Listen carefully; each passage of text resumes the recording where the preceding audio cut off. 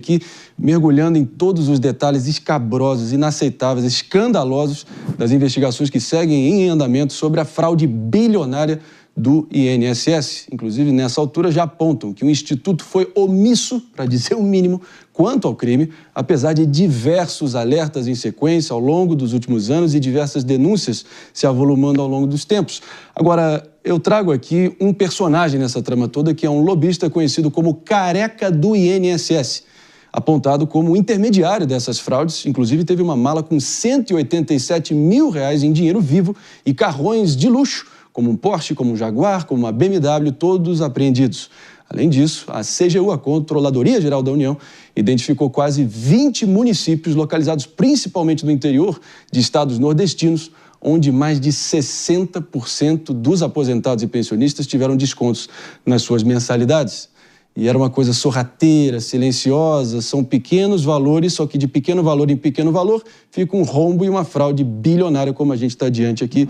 Mano Ferreira. Exatamente, escolhendo como vítimas preferenciais aposentados que muitas vezes não tiveram um grande grau de escolaridade, como é o caso em cidades do interior do Nordeste, e com isso acabam tendo muitas vezes mais dificuldade de observar que aquele desconto no lerite não estaria permitido, não estaria convencional. A pessoa acredita que, como está recebendo um pagamento que vem do governo, tem uma presunção de fé, né? De fé pública. Sim. Acredita que o governo está fazendo o seu trabalho direito.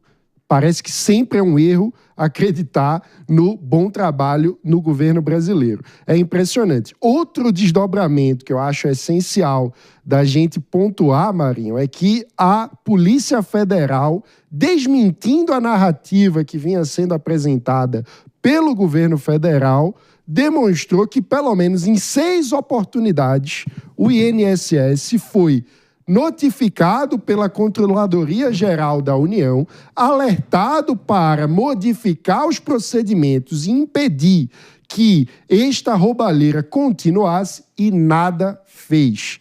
Na minha visão, não é omissão de fato, é uma ação deliberada. Exatamente, exatamente. E aí que mora o perigo e aqui que mora a verdade, Jesse Peixoto. Porque as engrenagens ali dos sindicatos muito amigos continuaram muito bem lubrificadas e ali calibradas para continuar adiante. Agora, houve fiscalização, houve tentativa de fiscalização e de controle, a PF e a CGU não se furtaram do trabalho que eles são, enfim, mandatados, mas o fato é que houve uma decisão política deliberada, de caso pensado, para realmente fingir que nada estava acontecendo diretamente no Ministério de Carlos Lupe. Então, André, o que vai acontecer aqui é uma situação agora para o governo mais densa. Por quê? Porque com essa investigação andando, nós estamos chegando a lógica dele seria culpar, sim, a gestão ali de Jair Messias Bolsonaro. Mas nós estamos chegando à gestão Dilma. Nós estamos cada vez mais vendo que este é um esquema que rondava o INSS já há algum tempo. Então, isso é um forte problema. E dentro disso vem aí a público as situações de advertência em relação às denúncias. Mas, mais uma vez, eu quero reforçar quais denúncias eram essas. Que existia algum esquema. Não era qual era o esquema, quem estava envolvido, mas que podia ter denúncia ali de descontos não obrigatórios. No Brasil, quando se chega uma denúncia, quase todos os líderes públicos, eles tendem a inferiorizar a denúncia e deixa correr, não, isso não é nada não, acontece. Pensando sempre que aquele pequeno caso é pequeno, nesse caso se mostrou gigante, mais de 8 bilhões já de recursos, e deixa-se ir. E a partir disso, neste momento, não só por conta disso, o ministro Carlos Lupe está com um problema em relação ao governo federal e ao presidente Lula, até por ter ignorado. O lógico seria que ele demitisse o Stefanuto na coletiva que ele chamou naquela semana, mas ele não fez e, de fato, isso gerou um ruído também de comunicação em relação ao governo federal. Para além disso, as críticas por não ter endereçado ou cobrado mais sobre essas denúncias que o INSS havia sofrido. E, para piorar tudo, poucos partidos têm tanta unidade partidária no que tange a liderança quanto o partido do PDT. Sim. Então, a lógica é, tem muita gente cobrando a demissão do Lupe. A demissão do Lupe para o governo federal ocasionaria também na saída do PDT da base. Então, é uma situação bem complexa que quem sofre é brasileiro. Só para finalizar, o governo já está falando que vai reembolsar aqueles que foram afetados. E eu vou te contar um segredo. Ele vai reembolsar dando o dinheiro, saindo dos cofres públicos. Então não é que recuperaram esse dinheiro e estão devolvendo. Não, é mais um rombo. É mais um rombo. A gente tá falando que o dinheiro do aposentado e pensionista foi roubado. E que quem vai pagar é mais uma vez o cidadão brasileiro. O aposentado e o pensionista vão pagar também, de novo. Além de todos os outros, porque tá saindo do pagador de impostos. E a pergunta que fica é, por que não cobrar desses sindicatos que estavam no esquema e pegaram um dinheiro que não lhes cabia?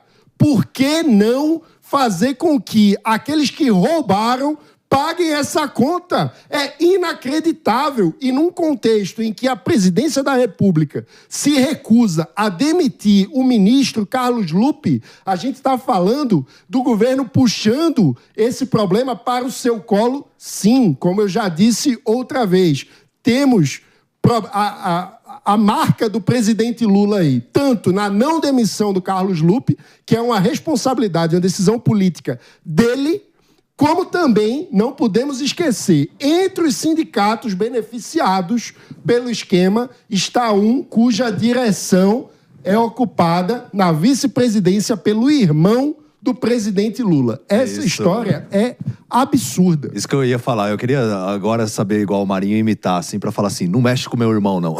Não mexe com meu bro. Não mexe. Cuidado. Agora vamos lá, falando sério aqui, pessoal. Pelo seguinte, o que o Mano falou agora é incontestável, sinceramente. Até porque a gente vai seguir repercutindo aqui, não sem antes fazer um rápido break, tá? Pra quem tá nos acompanhando pela rede Jovem Pan de Rádio Sintonizados, Morning Show volta já já. Agora, Michele Barros, quero te ouvir também aqui, até porque a gente sabe, fraude no INSS, que foi fundada em 1990, governo Collor, é mais velho que andar para frente. São vários casos, várias mega operações. Agora a operação sem desconto, essa atual operação que revelou esses bilhões a menos no bolso dos contribuintes e dos idosos, esses milhões a mais no bolso desses malandros.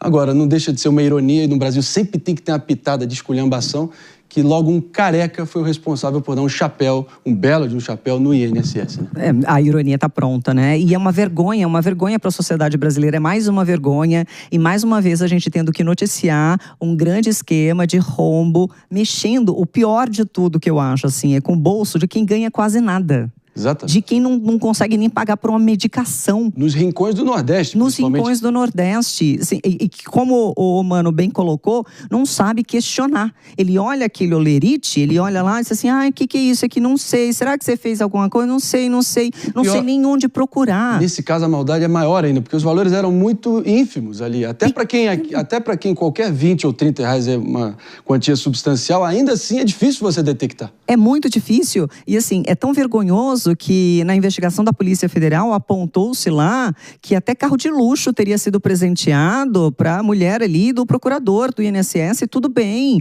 de acordo com a investigação da Polícia Federal. E assim, é uma certeza de impunidade. Estamos lá, vamos saquear e temos a certeza de que nada acontecerá conosco. E para ir numa frase que você falou ontem, que por sinal, o Darcy Ribeiro, do PDT, né, do partido do ministro Carlos Lupe, mais uma ironia, para fechar bem. O projeto de educação no Brasil, ele não é um problema, o problema não é um problema per se, ele é um projeto, porque a realidade é que essas pessoas, elas muitas vezes não conhecem os seus direitos, então elas não têm nem a ciência que existem descontos que podem não ser obrigatórios. Se eu vou lá e o governo me manda aquele olerite, aquele valor está descontado, eu pressuponho obrigação. Porque muitas das vezes, por conta da nossa péssima educação, da nossa crise educacional, do projeto que mantém brasileiros e brasileiras na mais baixa educação do mundo, para que eles não se coloquem contra o governo, para que eles não saibam seus direitos,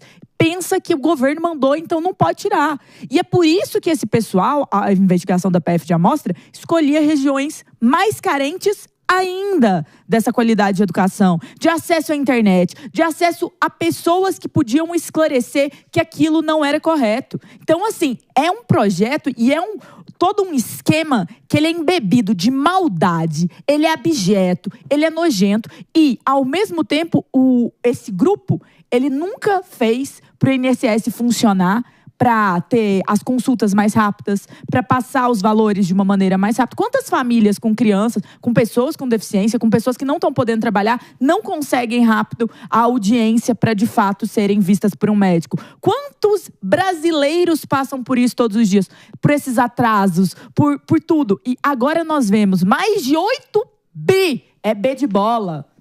Nós vemos mais de 8 bilhões serem desviados. É uma vergonha, é uma Isso para compensar a perda de arrecadação que os sindicatos tiveram com o fim do imposto sindical. Exatamente. Ou seja, no lugar do sindicato se preocupar em fazer um bom trabalho, gerar valor para o seu sindicalizado, para assim convencer o trabalhador a voluntariamente contribuir com o sindicato, não. É muito mais fácil seguir a lógica autoritária, antidemocrática, que tenta impor a obrigação do pagamento, mesmo que isso se dê através de um esquema criminoso. É surreal isso. A gente precisa mudar essa lógica. Precisamos tratar o trabalhador não como um servo que não tem direito à escolha sobre se vai ou não contribuir com um sindicato, associação ou o que seja. Ele tem que ser dono do seu dinheiro. Muito bem colocado, Mano Feira. Estamos de volta para todos vocês sintonizados aqui pela rede Jovem Pan de Rádio Morning Show segue a todo vapor, ainda repercutindo esse caso do escândalo multibilionário, dos mais escandalosos dos últimos tempos. A gente sabe que fraude no INSS, do Instituto Nacional de Seguro Social, é mais velho que andar para frente. Lembramos aqui, para quem tem a memória não tão curta, vem desde o caso da advogada Georgina de Freitas nos anos 90, teve juiz e procurador que caiu, Operação Miqueias, Operação Nenhures, Operação Greenfield e agora a Operação Sem Desconto, que realmente não teve desconto algum na nossa paciência e na nossa capacidade de crer que a justiça ainda pode ser feita nesse país. Eu sei que você, aí do outro lado, e eu, queremos acreditar na justiça nesse país. A gente quer voltar a acreditar minimamente na justiça nesse país, mas esse caso é inacreditável em tantas dimensões que a gente não consegue nem colocar em palavras sinceramente e que realmente a gente possa avançar nas investigações.